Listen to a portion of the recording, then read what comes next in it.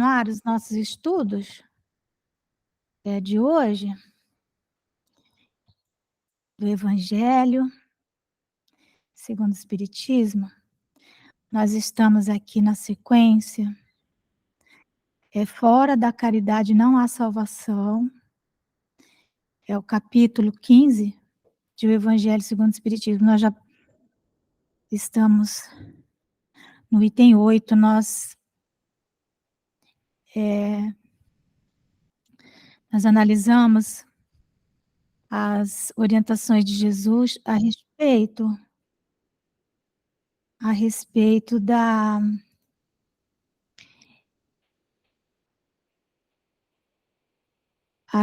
de o que precisa o espírito para ser salvo. Então, os doutores da lei, em vários momentos, né, os fariseus, os saduceus, eles tentaram fazer uma espécie de uma armadilha, né, tentar, né, tentaram Jesus no sentido de tentaram Jesus, para ver se Jesus caía numa armadilha. Porque o maior mandamento da lei, para eles, era um que resumia todos os demais: amar a Deus e amar ao próximo como é a si mesmo. E quem era doutor da lei, ou pelo menos aqueles que se colocavam para falar nas sinagogas, assim como Jesus, né, ou como profetas, eles tinham que conhecer qual era o maior mandamento, mas nem todos sabiam, né? E então, por isso, em vários momentos, eles perguntam para Jesus qual era o maior mandamento da lei. Então, são mais de uma situação, né, que Jesus é colocado. E, enfim, né, daí nós passamos pela questão sempre da caridade, né? Caridade, a humildade. Não é possível amar ao próximo e nem amar a Deus sem a prática da caridade. E nós vimos então que Jesus coloca essa caridade como sendo a caridade material, como sendo a primeira que nos haveria chamar a atenção, né? O que hoje nós chamamos de as necessidades básicas, as necessidades fisiológicas das pessoas, as pessoas vulneráveis. Então, Paulo de Tarso, já bem avançado nas suas pregações, no seu ministério, ele também deixa a sua orientação aos coríntios que fora da caridade realmente não há salvação, né? Com aquele poema maravilhoso dele, né? Da primeira epístola aos Coríntios, capítulo 13, 1-7 e o próprio 13. E hoje, então, veja, então, tudo isso, todos os ensinamentos de Jesus, né? Eles coroam uma bandeira, que passou a ser a bandeira do Espiritismo, do Consolador, que é a bandeira do Evangelho de Jesus, né? Fora da caridade não há salvação. Salvação aí significa saúde, estar saudável. Significa você estar alinhado com a sua própria consciência. Uma pessoa que está vivendo uma consciência de culpa, porque talvez passou por alguém que podia ter atendido, não atendeu, porque está desviada da missão, né? Que tem recurso financeiro e que até usa esse recurso a favor dos vulneráveis, mas que não usa tanto quanto poderia, que encontra justificativas, né? para manter o pobre pobre, porque evidentemente todo aquele que tem um supérfluo exagerado, não é? Esse supérfluo na mesa de alguém está fazendo falta na mesa de outrem, não é isso? Então essa pessoa, ela vai adoecendo do seu psiquismo. O psiquismo vai adoecendo gradativamente. Ela vai perdendo saúde, porque a saúde é esse estado de alinhamento com a nossa própria tarefa. Não significa não estar enfermo do corpo, por exemplo, né? Mas é um estado de sofrimento da alma. Porque quando a alma desvia da missão, e qual é a nossa missão? Né? E nós temos que ir lá para o livro dos Espíritos. Qual é a missão, né? Se eu não me engano, a questão 132 do livro dos Espíritos. A nossa missão é trabalhar incansavelmente pelo progresso da Terra e pelo nosso próprio progresso. Então, os Espíritos, inclusive, dizem, né, que quando estamos trabalhando pelo progresso da Terra, estamos trabalhando pelo nosso progresso, significando que não há como trabalharmos para o nosso aprimoramento sem trabalharmos para e pelo progresso da Terra. Então, em o Evangelho, nós vamos encontrar no item 8 essa tergiversação, essa modificação desse princípio fora da caridade não há salvação, que a igreja nos últimos 2000 anos passou a narrar. Fora da igreja não há salvação, não é? Então, fora da verdade não há salvação. Parece que são duas frases iguais, mas elas não são, elas têm sentidos completamente diferentes. Então, ao longo desses 2000 anos, o homem se convenceu de que, para se salvar, ele tinha que estar em consonância com a igreja e não em consonância, necessariamente, com a sua consciência, com a sua missão, com a sua tarefa. Então, os espíritos dizem assim: enquanto a máxima fora da caridade não há salvação, assenta num princípio universal e abre a todos os filhos de Deus acesso à suprema felicidade. O dogma, né? Um dogma. O que é um dogma? Um dogma é uma questão que é colocada como sendo uma solução para um problema, certo? Para o qual não tem solução. Então, é algo que a filosofia ou a religião não conseguem explicar, então eles explicam através de uma afirmação, que passa a ser um dogma. Então, esse dogma, ele não pode ser contestado. Por isso é um dogma, né? Então, esse dogma, lembrando que nós estamos gravando. Oi, Dulce, tudo bem? Bem-vinda, Tudo estamos bem. gravando. Boa noite. Boa tarde. Boa tarde. Boa noite, 9 minutos. Então, nossa, eu estou gravando hoje para ver se vai ficar bom. Então, o que acontece com o dogma, né? O dogma é isso, é uma solução que se encontra para aquilo que a gente chama uma aporia. O que é uma aporia? Uma coisa sem poros, que não tem saída. Quando você está diante de uma situação sem saída, então você tem que encontrar uma solução. Então, a igreja, para essas questões que ela não via saída, ela criava dogmas. Então, um dos dogmas é: fora da igreja não há salvação. Por quê? Porque ela desejava que as pessoas estivessem subjugadas ao poder temporal da igreja, e não à questão da sua própria consciência.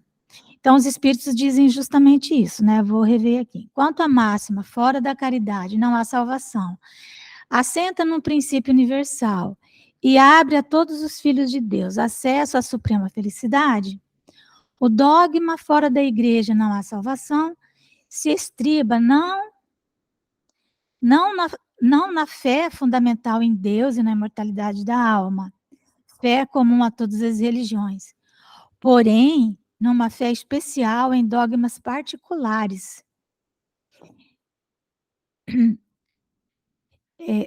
Porém, numa fé especial em dogmas particulares, é exclusivo e absoluto, né?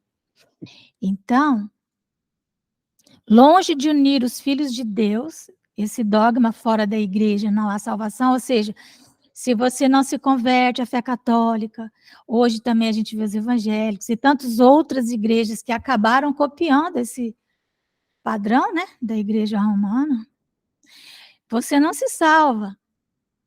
Você tem que se converter a Jesus para se salvar. Mas como é essa conversão?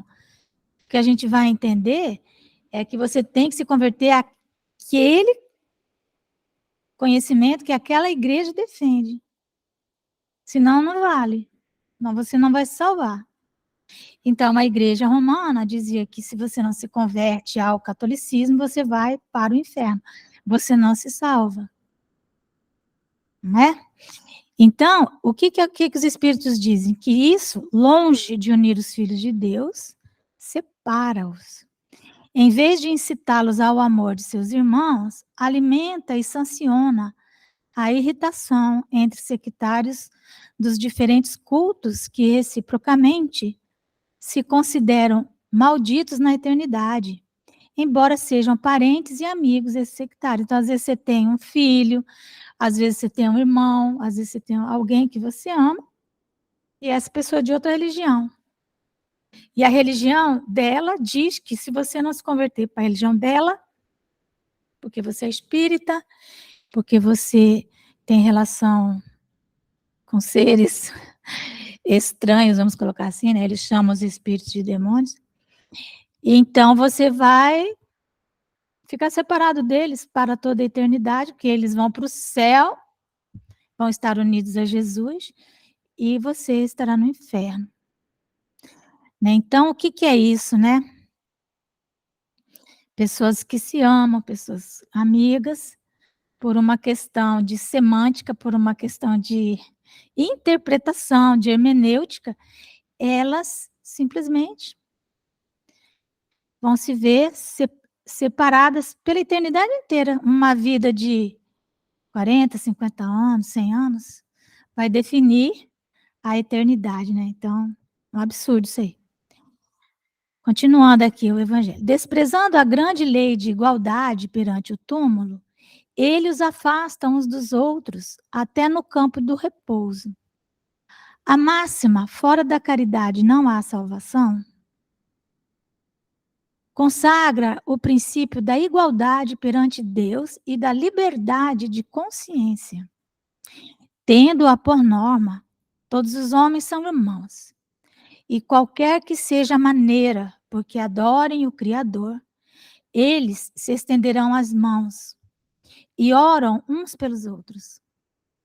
Com o dogma, fora da igreja não há salvação, anatematizam-se e se perseguem reciprocamente, como a gente vê, né, o tempo todo. Agora, pior, né, que agora os cristãos estamos sendo perseguidos pelos políticos ateus, né, perseguidos mesmo, né. Então, esse anatematizam-se, o que é um anátema, né, ficam em polos opostos, e além disso se perseguem, vivendo como inimigos. O pai não pede pelo filho, o pai para de orar pelo filho, porque acha que o filho perdeu a alma, e nem o filho pelo pai, nem o amigo pelo amigo, desde que mutuamente se consideram condenados e sem remissão. É, pois, um dogma essencialmente contrário aos ensinamentos do Cristo e a lei evangélica. Então, esse dogma é o quê? Uma solução que a igreja encontrou, né, para resolver o problema da vida, depois da vida eterna, como que você iria se salvar, como que você iria para o céu. Ela encontra uma forma, uma solução. Só que essa solução que ela encontra é contrária ao ensinamento de Jesus. Então, ela não pode estar certa, não é? Ela é contrária. E pior, né? É um dogma. Dogma você não pode discutir. Se você discutir um dogma na igreja, você vira herege. Se você virar um herege, você passa a ser perseguido pela igreja, como, aliás, aconteceu muito na história da igreja, né? Então, continuando, item 9. Fora da verdade não há salvação, que isso aqui também é outro dogma. Porque uma coisa é fora da caridade não há salvação, outra coisa é fora da igreja não há salvação e fora da verdade não há salvação. Porque nós vamos entrar naquela questão, que é a verdade? A questão que Pilatos fica emparedado, ele entra nesse círculo vicioso, ele não consegue sair desse sofisma que ele criou para ele mesmo, que é a verdade, afinal, né? Então, aí, os Espíritos dizem, também essa máxima da igreja, fora da verdade não há salvação, equivaleria ao fora da igreja não há salvação. E seria igualmente exclusivo no sentido de que ela exclui tudo mais, porquanto nenhuma seita existe que não pretenda ter o privilégio da verdade, ou seja, todas as seitas. É interessante, né, que seita é algo que significa um pedaço, né? Isso que é seita, uma divisão. Mas esses pedaços, né, essas seitas, elas pretendem, como são pretensiosas, serem a representação da verdade.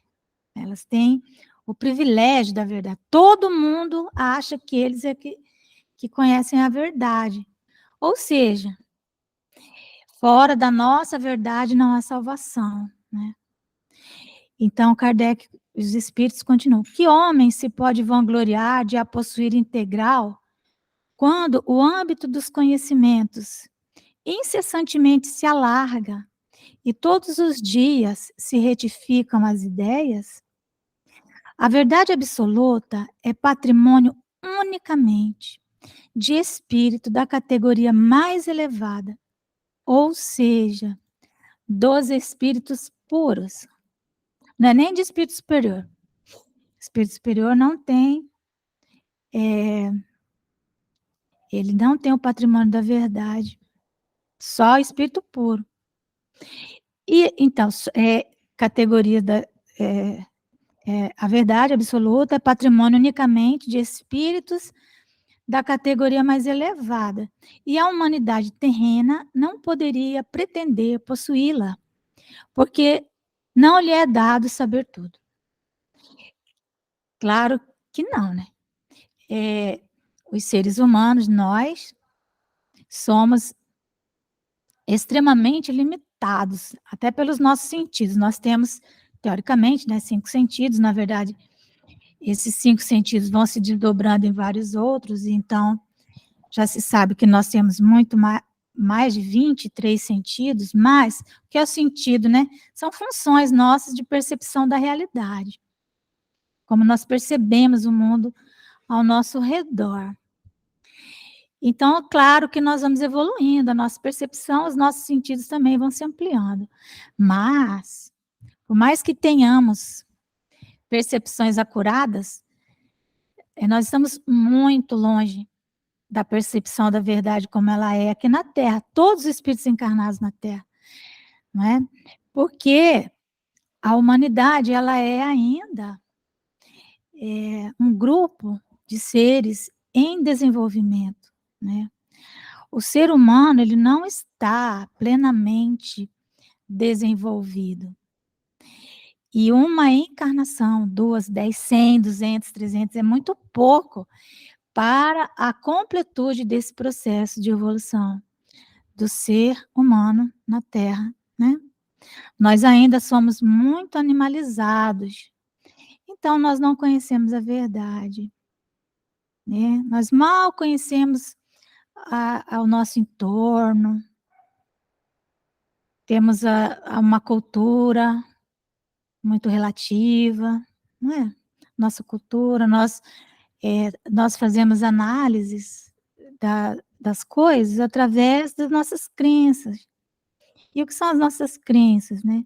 Aquilo que os nossos pais passaram, nossos avós, nossa tradição, onde nós fomos criados, não é? Então tudo isso nos dá uma visão de realidade que é muito nossa, muito própria, e se nós adormecermos hoje e amanhecermos no Japão, nós vamos levar um choque de realidade imenso, né. Começa que não vamos conseguir nos comunicar com ninguém, né. Não vamos conseguir comer, porque comida completamente diferente, não é? Falar para vocês, quando eu saí do Paraná, que eu tinha 22 aninhos, né, e que eu vim para cá, isso no ano de 1980,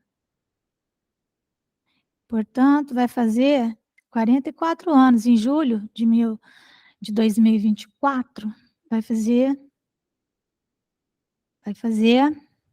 44 anos que eu estou em Rondônia, Porto Velho. Então, o que que eu mas eu tinha 22 anos, quando eu saí de Londrina, no Paraná. Então, aqui ainda, os hábitos, né, tudo era muito diferente, tudo, tudo, tudo, tudo. E eu levei um choque de realidade grande, demorei um certo tempo para me adaptar, e ainda estava no mesmo país, estava falando a mesma língua, né, mas muitas coisas que eu falava eram incompreensível para as pessoas e vice-versa. Até esse R que ainda puxa, né, porta aberta, também. Então, imagina, você vai lá para o Japão, né, como que é isso. Então eh, nós não temos o conhecimento, e não vamos ter por um longo tempo, né. E aí os espíritos dizem assim: "A humanidade terrena não poderia pretender possuí-la", ou seja, possuir a verdade, porque não lhe é dado saber tudo. Para a humanidade terrena, não é permitido saber a verdade, porque a verdade toda, ela é uma luz que nos cegaria. É como você está dormindo num quarto bem escuro, aí você acorda, abre os olhos, o quarto está escuro, e de repente você sai para a luz, você começa a doer os seus olhos, você leva, porque você nem enxerga, porque a luz, como Paulo, a luz de Jesus o cegou, queimou algumas estruturas do olho dele lá, e ele ficou cego. Vocês já olharam é engraçado, né, quando a gente olha para a luz muito forte, a gente fica cego por um tempo, porque queimam, eh, algumas estruturas de fotossensibilidade lá na nossa retina. Depois ela se recompõe, mas na hora que ela queima, vocês já viram, você olha para a luz assim, aí fica aquelas manchas assim? Se você olhar para o sol, você vai ficar cego, porque vai queimar. Foi o que aconteceu com Paulo ficou cego por isso. Só que ele ficou 3 dias cego. Ele ficou um bom tempo cego. A luz de Jesus queimou tudo que tinha lá dentro. Então,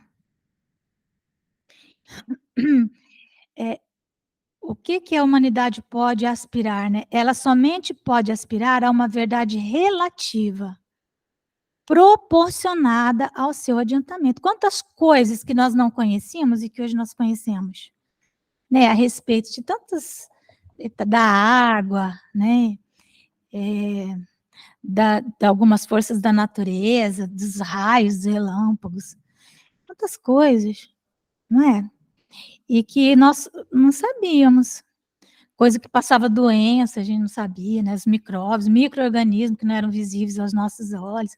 Os médicos faziam parto das mulheres sem lavar as mãos, até que um deles lá descobriu que aqueles médicos mais jovens que já vinham do mundo espiritual com uma intuição, lavavam as mãos para fazer o parto. Essas mulheres morriam menos de infecção pós-parto. E aí ele viu que devia haver alguma correlação, né. Então nós somos aprendendo e ainda falta muita coisa, né. Se Deus houvera feito da posse da verdade absoluta condição expressa da felicidade futura, teria proferido uma sentença de proscrição geral, quer dizer, proscrição, está proscrito, não é para ninguém, né. Porque se você tivesse que conhecer toda a verdade, né, para ser feliz futuramente, para ir para o céu, né, porque essa salvação aqui é um estado de felicidade, é um estado, como nós vimos no começo, de alinhamento com a nossa missão, né. Então, se precisasse isso, imagina. Ao passo que a caridade, mesmo na sua mais ampla acepção, podem todos praticá-lo. Quem é que não pode praticar a caridade? Todo mundo.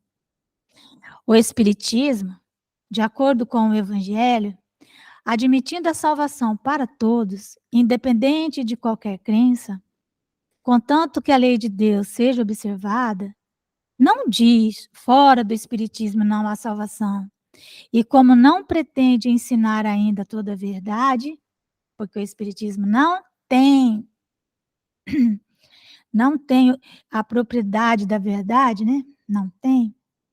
Ele também não diz fora da verdade não há salvação, pois que esta máxima separaria em lugar de unir e perpetuaria os antagonismos. Então o que é que o espiritismo fala? Qual é a bandeira da doutrina espírita?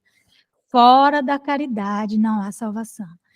E aí nós vamos finalizando aqui, para lembrar, né, que Jesus, quando ele vem nos convocar a essa prática da caridade, ele está falando para a humanidade da Terra, né, nesse mesmo capítulo 15, lá no começo, ele vem nos lembrar que os filhos bem-amados deles são aqueles que estão nus, que estão com fome, que estão presos. São esses. Que os nossos movimentos devem se dirigir inicialmente para o atendimento às necessidades fisiológicas e às necessidades básicas de quem está com fome, de quem está com sede, de quem está com frio, de quem está doente, né, de quem está enfermo, de quem está, enfim, né. E evidentemente que existe, junto com a caridade, né, material que nós estamos falando, a caridade moral, que ela é o como nós fazemos isso, né. E isso está muito bem esclarecido também nesse capítulo, quando Jesus conta a parábola do bom samaritano, né. Então, meus amores, é isso. Queria ver se tá tudo bem, se alguém eu vou